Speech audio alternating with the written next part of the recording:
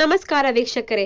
History model question paper 3 model question paper ಕೊಟ್ಟಿದ್ದಾರೆ. 3 ಸರಿಯಾಗಿ practice ಮಾಡಿದ್ದೀರಾ, ಓದಿದ್ದೀರಾ ಅಂದ್ರೆ ಖಂಡಿತವಾಗಿ ಹೈಯೆಸ್ಟ್ ಸ್ಕೋರ್ ಮಾಡ್ಲಿಕ್ಕೆ ಇದೇ ಒಂದು ದೊಡ್ಡ ಮಂತ್ರ ಅಂತ ಹೇಳ್ತೀನಿ, ಸೂತ್ರ ಅಂತ ಹೇಳ್ತೀನಿ. ಯಾಕಂದ್ರೆ ಕೊಟ್ಟಿರುವ ಆಯ್ಕೆಗಳನ್ನು ಸೂಕ್ತವಾದ ಉತ್ತರವನ್ನು ಆರಿಸಿ ಬರೆಯಿರಿ.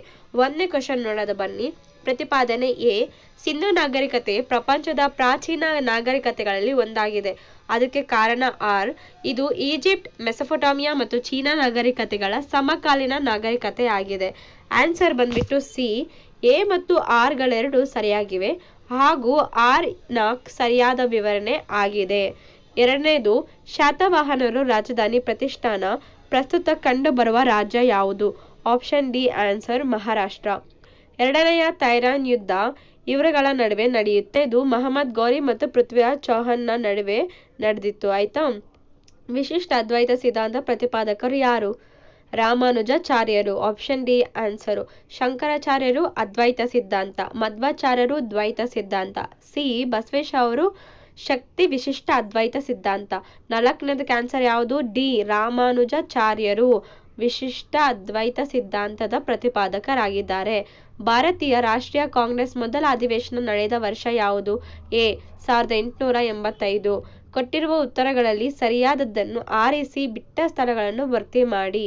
ಏನಂದ್ರೆ ಅಶ್ವಘೋಷ ರಚಿಸಿದ ಕೃತಿ ಯಾವುದು? ಬುದ್ಧ ಚರಿತ. ಎಲಿಫೆಂಟ್ ಪುರಾತನದ ಹೆಸರೇನು? ಘೋರಾಪುರಿ. ಆಯ್ತಾ. 8ನೇದು, ಡ್ಯಾಶ್ ಅನ್ನು ಭಾರತದ ಗಿಣಿ ಎಂದು ಕರೆಯಲಾಗುತ್ತದೆ? ಅಮೀರ್ ಖುಸ್ರು ಅನ್ನು.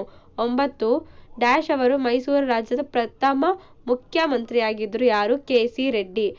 10ನೇದು, ರಕ್ಷಿಸು ಕರ್ನಾಟಕ ದೇವಿ ಗೀತೆಯನ್ನು ರಚಿಸಿದವರು ಶಾಂತಕವಿ. ಆಯ್ತಾ. ಕೆಳಗಿನವುಗಳಲ್ಲಿ ಹೊಂದಿಸಿ ಬರೆಯಿರಿ. ಫಸ್ಟು, ವೇಮಾ ಕ್ಯಾಟ್ ಫೇಸಸ್ ಇದು ಬೌದ್ಧ ವಿದ್ವಾಂಸರು. ರಾಜ ತೋದರ್ಮಲ್ ಬಂದ್ಬಿಟ್ಟು ಕಂದಾಯ ಮಂತ್ರಿ ಆಗಿದ್ರು. ಸಿ, 2ನೇಯ ಇಬ್ರಾಹಿಂ ಆದಿಲ್ ಶಾ ಜಗದ್ದುರ್ಗ ಬಾದ್ಶಾ. ಆನ್ಸರು ಗುರುನಾನಕ್ ಸಿಖ್ ಧರ್ಮದ ಸ್ಥಾಪಕ. ಅಲ್ಲೂರು ವೆಂಕಟರಾವ್ ಅವರು ಬಂದ್ಬಿಟ್ಟು ಕರ್ನಾಟಕ ಗತವೈಭವ ರಚನೆ ಮಾಡಿದವರು. ಈ ಕೆಳಗಿನ ಪ್ರಶ್ನೆಗಳಿಗೆ ಪ್ರತಿಯೊಂದಕ್ಕೂ ಒಂದು ಪದ ಅಥವಾ ಒಂದು ವಾಕ್ಯದಲ್ಲಿ ಉತ್ತರಿಸಿ ಅಂತ ಹೇಳಿದ್ದಾರೆ. ಸಿಂಧು ನಾಗರಿಕತೆ ಹಡಗು ಕಟ್ಟಿ ಎಲ್ಲಿ ಪತ್ತೆಯಾಗಿದೆ? ಲೋಥಾಲ್ ಎಂಬ ಪ್ರದೇಶದಲ್ಲಿ. ಅರ್ಥಶಾಸ್ತ್ರ ಬರೆದವರು ಯಾರು? ಕೌಟಿಲ್ಯ. ಕಬೀರ್ ರಚಿಸಿದ ಭಕ್ತಿಗೀತೆಯನ್ನು ಯಾವ ಪ್ರಕಾರದಲ್ಲಿದೆ? ದೋಹಾ ಅಂದ್ರೆ 2 ಮಾತ್ರದ ಪದ್ಯದ ಇರುತ್ತಲ್ಲ ಆ ಥರ. ಡಚ್ ಈಸ್ಟ್ ಇಂಡಿಯಾ ಕಂಪನಿ ಯಾವ ವರ್ಷದಲ್ಲಿ ಸ್ಥಾಪನೆ ಆಗಿದೆ? 1602ರಲ್ಲಿ. ಸೋರಿಕೆ ಸಿದ್ಧಾಂತ ಪ್ರತಿಪಾದಿಸಿದವರು ಯಾರು? ದಾದಾಬಾಯಿ ನವರೋಜಿ ಅವರು.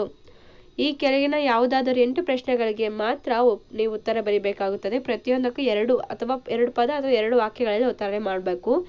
ಭಾರತದ 2 ಇತರ ಹೆಸರುಗಳನ್ನ ಹೇಳಿ.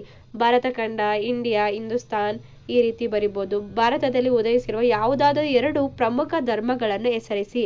ಜೈನ ಧರ್ಮ, ಬೌದ್ಧ ಧರ್ಮ. ಪ್ಯಾಲೋಲಿಥಿಕ್ ಪದದ ಅರ್ಥವೇನು? ಪ್ಯಾಲೋ ಅಂದ ತಕ್ಷಣ ಹಳೆಯ ಕಾಲ, ಹಳೆಯ ಶಿಲಾಯುಗ ಅಂತ ಅರ್ಥ. ಹಳೆಯ ಯುಗ ಅಂತ ಬರಿಬೋದು. ಸಿಂಧು ನಾಗರಿಕತೆಯ ಶವ ಸಂಸ್ಕಾರ ಪದ್ಧತಿ ತಿಳಿಸಿ. ಇದು ಸುಡುವುದು ಇಲ್ಲಾಂದ್ರೆ ದಹನ ಮಾಡುವುದು. ಗೊಮ್ಮಟೇಶ್ವರ ವಿಗ್ರಹವನ್ನು ಪ್ರತಿಷ್ಠಾಪಿಸಿದವರು ಯಾರು ಮತ್ತು ಎಲ್ಲಿ? ಗೊಮ್ಮಟೇಶ್ವರ ವಿಗ್ರಹವನ್ನು ಪ್ರತಿಷ್ಠಾಪಿಸಿದವರು ಚಾವುಂಡರಾಯ, ಹಾಗೆ ಶ್ರವಣಬೆಳಗೊಳದಲ್ಲಿ. ವಿಷ್ಣುವರ್ಧನ ಯಾವುದಾದರೂ 2 ಬಿರುದುಗಳನ್ನು ತಿಳಿಸಿ. ಕಂಚಿಗೊಂಡ ಹಾಗೆ ತಲಕಾಡುಗೊಂಡ. ಅದೇ ರೀತಿಯಾಗಿ ಮಹಾಮಂಡಲೇಶ್ವರ. ಇದು ಅವರಿಗಿರುವಂತಹ ಬಿರುದುಗಳು. ಇಂಡೋ ಇಸ್ಲಾಮಿಕ್ ಶೈಲಿ ಯಾವುದಾದರೂ 2 ಲಕ್ಷಣಗಳನ್ನು ತಿಳಿಸಿ. ಹಜಾರ್ಗಳು, ಆಮೇಲೆ ದೊಡ್ಡ ಬಾಗಿಲುಗಳು, ಮಿನಾರ್ಗಳು. ಆಯ್ತಾ. ತಾಜ್ ಮಹಲ್ ಅನ್ನು ಕಟ್ಟಿಸಿದವರು ಯಾರು ಮತ್ತು ಎಲ್ಲಿ? ಕಟ್ಟಿಸಿದವರು ಬಂದ್ಬಿಟ್ಟು ಶಾಜಹಾನ್. ಹಾಗೆ ಎಲ್ಲಿ ಅಂದ್ರೆ ಆಗ್ರಾ. ಶಂಕರಾಚಾರ್ಯರನ್ನು ಷಣ್ಮತ ಸ್ಥಾಪನಾಚಾರ್ಯ ಎಂದು ಕರೆಯಲು ಕಾರಣವೇನು? ಶಿವ, ವಿಷ್ಣು, ಕುಮಾರ, ಸೂರ್ಯ ಹಾಗೆ ಗಣೇಶ ಇವರು ಇತರೆ ಶಕ್ತಿ ದೇವತೆಗಳ ಪೂಜೆಗಳಿಗೆ ಮಾಡುವಂತೆ ಮಾಡಿ ವಿವಿಧ ಪಂಥಗಳನ್ನು ಒಗ್ಗೂಡಿಸುವ ಪ್ರಯತ್ನವನ್ನು ಮಾಡಿದ್ದರಿಂದ ಶಂಕರಾಚಾರ್ಯರನ್ನು ಇವರು ಏನಂತ ಕರೀತಾರೆ? ಷಣ್ಮತ ಸ್ಥಾಪನಾಚಾರ್ಯ ಎಂದು ಕರೆಯಲಾಗುತ್ತದೆ. ಅರ್ಥ ಆಯ್ತಾ. ಬಸವನವರು ಕಲ್ಯಾಣದಲ್ಲಿ ಸ್ಥಾಪಿಸಿದರು. ಕಪ್ಪು ಕೋಣೆ ದುರಂತ ಅಂದ್ರೆ ಏನು? ಕಪ್ಪು ಕೋಣೆ ದುರಂತ ಅಂದ್ರೆ ಇದು ಕಲ್ಕತ್ತಾದ ಆಕ್ರಮಣ, ಬ್ರಿಟಿಷರ ಆಕ್ರಮಣ ಮಾಡ್ತಾರೋ ಅಲ್ಲಿ ಸಿರಾಜುದ್ದೌಲಾ ಆಳ್ವಿಕೆ ಮಾಡ್ತಾ ಇರ್ತಾರೆ. 146 ಜನರನ್ನು ಬ್ರಿಟಿಷ್ ಸೈನಿಕರನ್ನು ಕೈದಿ ಮಾಡ್ಕೊಬಿಡ್ತಾರೆ. ಚಿಕ್ಕ ಕೋಣೆಯಲ್ಲಿ ಬಂಧನ ಮಾಡಿಬಿಡ್ತಾರೆ. ಆವಾಗ ತುಂಬ ಜನ ಮರಣ ಹೊಂದ್ತಾರೆ. ಆದ್ರಿಂದ 23 ಜನ ಮಾತ್ರ ಉಳಿತಾರೆ. ಆದ್ರಿಂದ ಕಪ್ಪು ಕೋಣೆಯ ದುರಂತ ಎಂದು ಕರೆಯುತ್ತಾರೆ. ಸರಿಯಾದ ನಾಯಕತ್ವ ಇರಲಿಲ್ಲ, ಶಸ್ತ್ರ ಸಂಗ್ರಹಣೆ ಇರಲಿಲ್ಲ, ಸಮಾಲೋಚನೆ ಇರಲಿಲ್ಲ. ಮಧ್ಯ ಭಾರತಕ್ಕೆ ಸೀಮಿತವಾಗಿತ್ತು. 29. ರೈತವಾರಿ ಪದ್ಧತಿ ಎಂದರೆ ಏನು? 50% ಅಷ್ಟು ತೆರಿಗೆ ಪಾವತಿ ಮಾಡಿದಾಗ ಮಾತ್ರ ಭೂ ಒಡೆತನ ನೀಡ್ತಿದ್ರು. ಇದನ್ನು ರೈತವಾರಿ ಪದ್ಧತಿ ಅಂತಾರೆ. 2 ಪ್ರಶ್ನೆಗಳಿಗೆ 15 ರಿಂದ 20 ವಾಕ್ಯಗಳಲ್ಲಿ ಉತ್ತರಿಸಿ. ಅಂದರೆ 5 ಮಾರ್ಕ್ಸ್ದು 4 ಕ್ವಶನ್ಸ್ ಇದೆ. ಚೋಳರ ಗ್ರಾಮಾಡಳಿತ ಈಸಿ ಇದೆಯಲ್ಲ, ಬರೀರಿ. ಹಾಗೆ ಶಿವಾಜಿ ಅವರ ದಿಗ್ವಿಜಯ, ಸ್ವಾಮಿ ವಿವೇಕಾನಂದರ ವ್ಯಕ್ತಿತ್ವವನ್ನು ಚರ್ಚಿಸಿ. ರಾಷ್ಟ್ರೀಯತೆ ಉದಯಕ್ಕೆ ಕಾರಣವಾದ ಅಂಶಗಳು ಯಾವ್ಯಾವುದು? ಕೆಳಗಿನ ಯಾವುದಾದ 2 ಪ್ರಶ್ನೆಗಳಿಗೆ 30 ರಿಂದ 40 ವಾಕ್ಯಗಳಲ್ಲಿ ಉತ್ತರಿಸಿ. 10 ಮಾರ್ಕ್ಸ್ ಕ್ವಶನ್ ಇದು. ಬುದ್ಧನ ಜೀವನ ಮತ್ತು ಬೋಧನೆಗಳನ್ನು ವಿವರಿಸಿ. ಬುದ್ಧ ಹೇಗೆ ವೈರಾಗ್ಯ ಪಡೆದ, ಅದೇ ರೀತಿ ಅವರ ಬೋಧನೆಗಳೇನು? ಗುಪ್ತರ ಕಾಲದ ಭಾರತದ ಇತಿಹಾಸದಲ್ಲಿ ಸುವರ್ಣ ಯುಗ ಎಂದು ಏಕೆ ಕರೆಯಲಾಗುತ್ತದನ್ನು ವಿವರಿಸಿ. ಇದು ತುಂಬಾ ಇಂಪಾರ್ಟೆಂಟ್, ತುಂಬಾ ಬಾರಿ ಕೇಳಿದ್ದಾರೆ ಕ್ವಶನ್ನ. ವಿಜಯನಗರದ ಕಾಲದ ಧರ್ಮ, ಸಾಹಿತ್ಯ, ಕಲೆ, ವಾಸ್ತುಶಿಲ್ಪವನ್ನು ಕುರಿತು ಬರೆಯಿರಿ. ಸರ್ ಎಂ ವಿಶ್ವೇಶ್ವರಯ್ಯ ಆಧುನಿಕ ಮೈಸೂರಿನ ನಿರ್ಮಾತೃ. ವಿಶ್ಲೇಷಿಸಿ. ಆಯ್ತಾ? ಎಷ್ಟು ಬರಿಬೇಕು? 2 ಬರಿಬೇಕು ನಿಮಗೆ. ಇದನ್ನ ಯಾವ್ದು ಈಸಿ ಅನ್ಸುತ್ತೆ ಅದು ಬರೀರಿ. ಓಕೆ. ಕೆಳಗಿನ ಘಟನೆಗಳಿಗೆ ಕಾಲಾನುಕ್ರಮವಾಗಿ ಬರೆಯಿರಿ. ಮೊದಲನೆಯ ಪಾನಿಪತ್, ಭಾರತಕ್ಕೆ ಆರ್ಯರ ಆಗಮನ, ಮೈಸೂರು ರಾಜ್ಯಕ್ಕೆ ಕರ್ನಾಟಕ ಎಂದು ಮರುನಾಮಕರಣ ಮಾಡಿದ್ದು, ಬ್ರಹ್ಮ ಸಮಾಜ ಸ್ಥಾಪನೆ. ಮೊದಲು ಬಂದ್ಬಿಟ್ಟು ಬಿ, ಭಾರತಕ್ಕೆ ಆರ್ಯರ ಆಗಮನ. ಅದಾದ್ಮೇಲೆ ಮೊದಲನೆಯ ಪಾನಿಪಟ್ ಕದನ.